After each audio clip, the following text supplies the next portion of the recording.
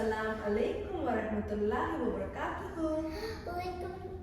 Assalamualaikum warahmatullahi wabarakatuh. Good job. Can you tell your name? My name's Ali and this is my mom, Omera. Amira. And welcome to our channel. Welcome to our channel, officially our other. What is the name of our channel? It's Islam with Ali. Islam with Ali, but usually the other guy's sleeping. So Yes. yeah, it's just So- me and my mom. Yes, so Azam, who is Ali's younger brother, is sleeping. So it's just going to be Mama and Azam and Ali. Alright. Which one? I know. Okay. So, in today's episode, we are going to read the story of Prophet Nuh alayhi salam, when floods drowned all humanity on land.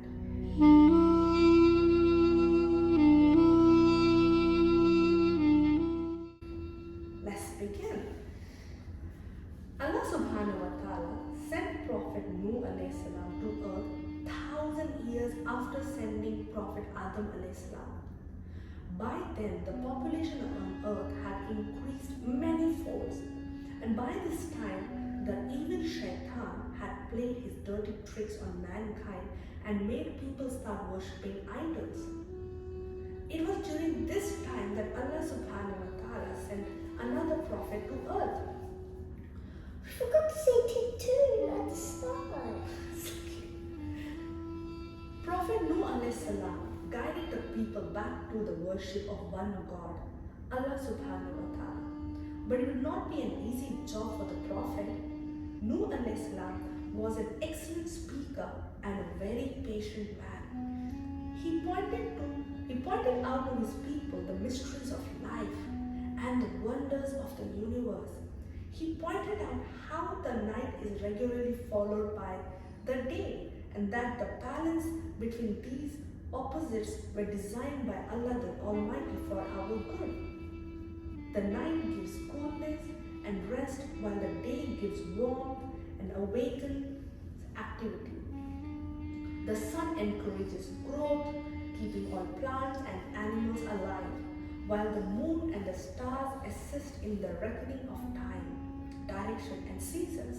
Mom, when I'm awake, American people are asleep. That's right. So it's morning here and night there. Like, it goes like this. Imagine if the sun's here and the moon's here and it does this. It does this. That's right, because the earth is rotating. And who made all that happen? Allah. That's right. And if someone puts a giant hypnotizing traffic light in the middle of space, the world would stop spinning, then everything would just float into space. That's right. So Allah. Oh, yeah. Like that. Very fun. Very fun. So Allah made all that happen, right? So that's what Nuh alayhi salam tried to tell the people, how amazing Allah's creation is. Right? So he pointed out that the ownership of the heavens and the earth belongs only to the divine creator. Therefore, not good. Okay. My nose is pretty stuffy. I know. Therefore, he explained to this people, there cannot have been more than one deity. He clarified to them how the devil had deceived them for so long, and that the time had come for this deceit to stop. Nuh alayhi salam spoke to them of Allah's glorification of man, how he had created him and provided him with sustenance and How the did Allah blessings. get made? How did Allah get made? That's a very good question, Ali. I don't know. But Allah is the creator. Nobody made Allah. Allah is always there. You mean Allah created himself? No, Allah is always there. I'll find a better answer for that and come back to you. Okay. Okay? Cool. Let's finish reading. Did you know how Allah created the universe?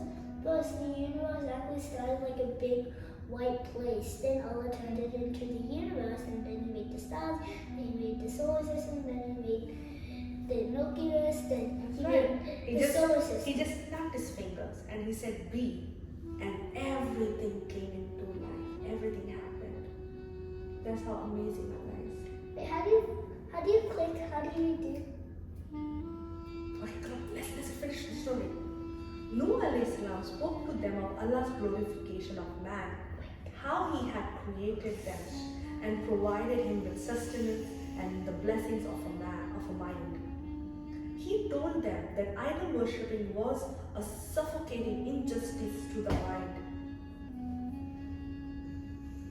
He warned them not to worship anyone but Allah and described the terrible punishment Allah would mete out if they continued in their evil ways. Fear Allah and do what Allah says, he shouted the Prophet to everyone, but the people didn't want to listen. They shook their heads and continued worshipping the idols. The Prophet was an excellent speaker and he was very patient too. Don't you understand that it was Allah who created this entire world? Shouted the Prophet. It was Allah who created the sun, the moon, and the stars you see in the sky. He created the rivers, the mountains, the trees, and everything you see around. Just one flick, then everything was born. Like That's just right. one flick. Yeah. Amazing, right? Yeah. He did all this for you and you alone. Then why are you not showing him any respect? Why are you worshipping these idols? But the people turned their backs on him, saying, "Huh? Who are you to advise us? You're just another man, and we think that you're lying. Go away and leave us alone." But there were good Muslims on earth too, but most of them were weak and poor. They listened to the words of the Prophet and realized that they were committing a sin by worshipping the idols. Now there were two different groups of people on earth. One who worshipped Allah subhanahu wa ta'ala and the others who continued idol worshipping. Nuh alayhi salam continued preaching to the people for many years. The idol worshippers soon became exhausted by the preaching of the Prophet. "You've been preaching lies for long enough," they said. "We will stone you if you do not stop." But the Prophet ignored them and continued calling the people tirelessly to Allah. He preached to them during the day and the night. On many occasions, the idol worshippers stoned him while preaching to the crowd. They even beat him with the sticks. "You are no different from us," shouted the idol worshippers. "You are no prophet. You are just another man. And why should we listen to you?" "I'm telling you the truth," the Prophet said to them. "You are committing a sin by worshipping the idols. I fear for you. Allah is going to punish you one day," the Prophet shouted to them. But the people had no shame. They said, "He is a fool. Don't listen to him." All this pain did not let the Prophet Nuh alayhi salam to stop calling out to the people. He continued preaching to them for 950 years. You gotta be kidding me. I know. The disbelievers kept making fun of the Prophet, and by now they had taken things too far. Nuh alayhi salam was disappointed, whereas the number of disbelievers kept growing and growing. One night, when the Prophet was offering his prayers, Allah subhanahu wa ta'ala spoke to him. "Don't be sad, Nuh. You have done what you were asked to. I'm going to punish all the people on earth for their wrongdoings. Everyone on earth will die except the believers and the animals," said Allah subhanahu wa ta'ala. Everyone? Yes, whoever didn't listen to the Prophet, who didn't believe in Allah, But what about the people who do listen to the Prophet? they will be saved. So you have to listen to the story, then you know what happens. And definitely go listen to the Prophet. Yes. As the first step, God asked the Prophet to plant several trees. Nuh alayhi salam didn't understand the reason behind this, but he listened to Allah and started planting trees as he was told. He also asked the believers to listen to him and do the same. They did this for more than 100 years. OMG! After many years, Allah subhanahu wa ta'ala commanded the Prophet again. This time, he asked the Prophet to start building a ship. It has to be a gigantic ship that can accommodate a pair of every animal on the earth. OMG. The Prophet was confused as he did not know how to build a ship because no one had ever made a ship before. Despite this, the Prophet started making the ship with the help of... What? No one ever built a ship? Yeah, Because this was actually a long time ago, right? that's very long ago, yes. So, despite this, the Prophet started making the ship with the help of his disciples. First, they made plans for building the ship. Some say that it had a length of 600 feet. Others say that it had a length of 2,400 feet. Whatever it was, the ship would sure be a gigantic one. We will help you to build the ship, said his children and the This is actually the believers. first ship to build. Yeah, The Believer. yeah. That's my favorite song. We will help you to build the ship, said his children and the believers, and they joined the Prophet. First, the prophets had to choose a place for building the ship. He chose the mountains far, far away from the city. The Prophet collected the tools and set out to build the ship. They started cutting down the trees for wood. Yes, it was the same trees he had planted more than 100 years ago. You gotta be kidding me. How could they cut out so much? That is actually not good for the environment. No, but he planted lots of trees, right? So he cut them down because Allah asked him to plant the trees so that one day he could cut those trees down to make the ship. Right? It actually takes more than 53 years to build a ship, I think. Yeah, so let's just go to show you. Then they started building the ship as per the plan. The men worked very hard day and night to build the ship. When the disbelievers saw them building a ship on top of a mountain, they started making fun of them. Haha, you are such an old fool, they said. Why would you possibly need a ship so huge? The others said. How are you going to take it to the sea? You would come to know very soon, replied Prophet Nuh. The people didn't know why the Prophet was building the ship. They thought that he had lost his mind. The Prophet and his men kept working hard. After many months, the Prophet was finally ready.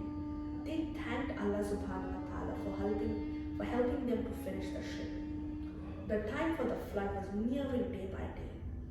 One night, Allah told the Prophet that he will start flooding the earth the day when the Prophet sees water coming out of the stuff in his house. This huge ship built by the Prophet had 3 different sections. It's for different types of animals. The topmost one was for birds. The second part of the structure was for humans. And the third part was for the animals.